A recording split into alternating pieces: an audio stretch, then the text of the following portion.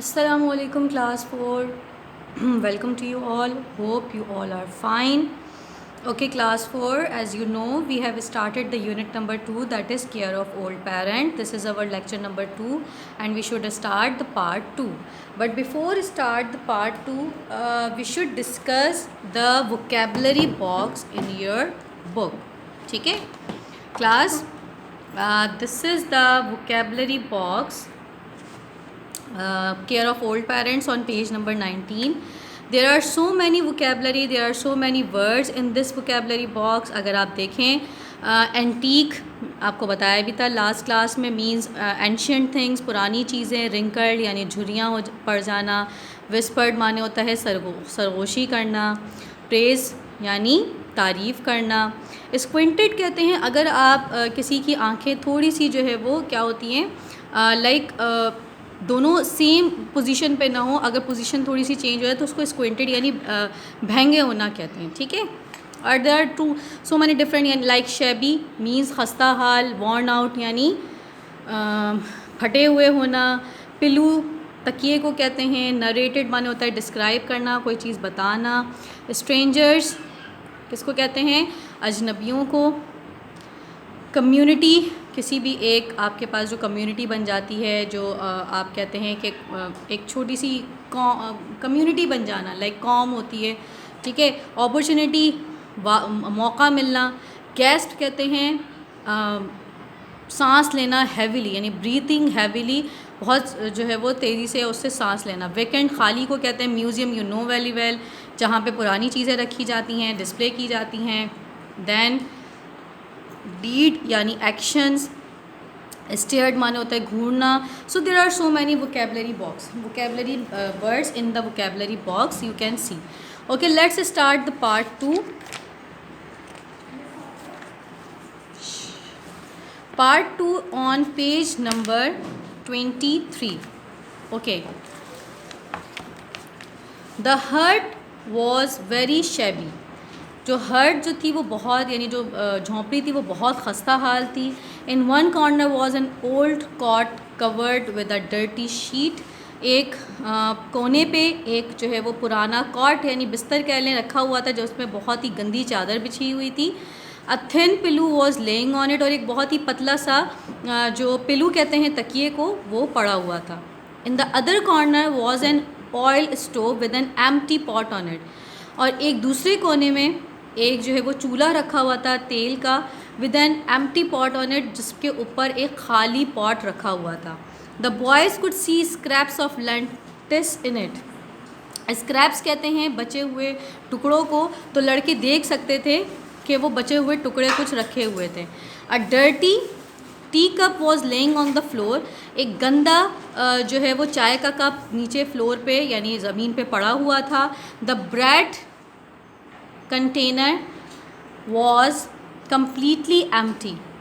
जो ब्रेड यानी जो रोटी रखने का एक आप कंटेनर कह लें या जो है वो आप कह सकते हैं बर्तन कह लें, वो जो बर्तन था वो पूरा खाली था.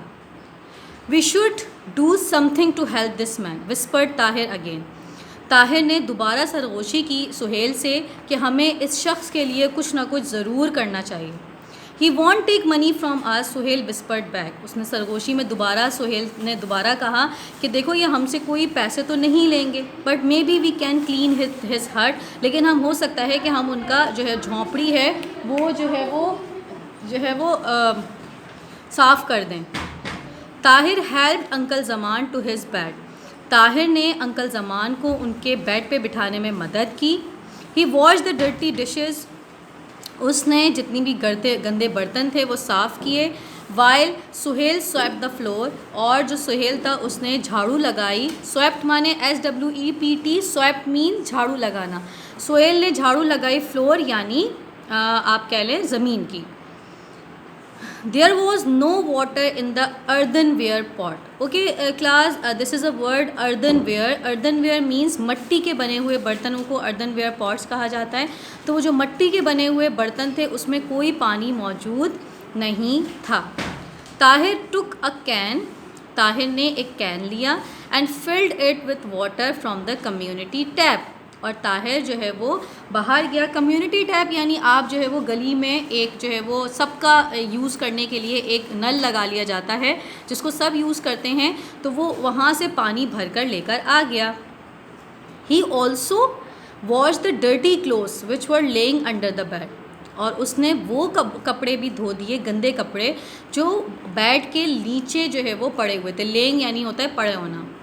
The place was now looking as neat as a pin, अब जो जगह थी वो बहुत ही साफ़ सुथरी नज़र आ रही थी। Uncle Zaman was very pleased with their work, uncle Zaman बहुत ही खुश हुए उनके काम से। And he gave them lots of दुआ, और उन्होंने उन्हें बहुत सारी दुआ दी। ठीक है बेटा, आप लोगों ने भी हमेशा जो ओल्ड जो आपके पास पेरेंट्स हों या ओल्ड जो हैं वो पर्सनस हों, आपने उनकी मदद करनी है तो वो आपको रिप्लाई में इतनी दुआएं देते हैं, और दुआएं बहुत ज़रूरी होती हैं, है ना। The children went home feeling very happy, बच्चे वापस आए बहुत ही खुशी खुशी।